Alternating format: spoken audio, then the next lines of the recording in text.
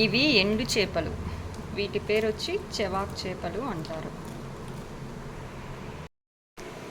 వీటిని ఇలా చిన్న చిన్న ముక్కలుగా కట్ చేసుకోవాలి.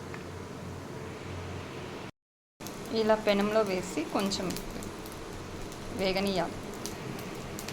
వేయించుకున్న ఎండు చేపలను పైన కొంచెం గోకేసిన తర్వాత ఇలా వాటర్లో వేసి బాగా కడిగి పెట్టుకోవాలి.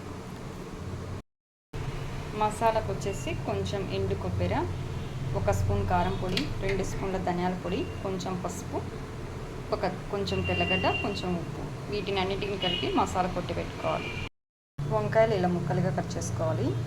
2 ఆనియన్స్ తీసుకున్నాను, 3 టమోటా తీసుకున్నాను.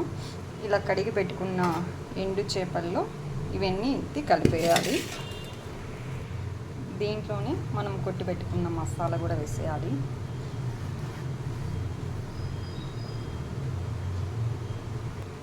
తగినంత ఉప్పు వేయాలి. కొంచెం ఆయిల్ వేసుకోవాలి.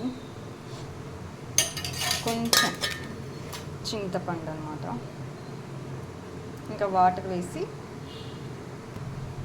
ఇలా 2 గ్లాసెస్ వాటర్ పోసి ఇంకా ఉడకబెట్టేస్తాము. ఇలా వాటర్ పోసి ఉడకబెడతాము. ఇందులో కొంచెం కట్ చేసి పెట్టుకున్న కొత్తిమీరని యాడ్ చేద్దాము. ఆ కొత్తిమీర లాస్ట్లో వేద్దాం. ఇది సింపుల్ అండ్ ఈజీ కదా. ఇది సంగట్లోకి, రాగి సంగట్లోకి అయితే చాలా బాగుంటుంది. ఒకసారి ట్రై చేయండి. కూర అయితే బాగా ఉడికిపోయింది. ఇంకా ఆఫ్ చేద్దాం. ఫినిషింగ్ కొత్తిమీరతో కంప్లీట్ చేద్దాం.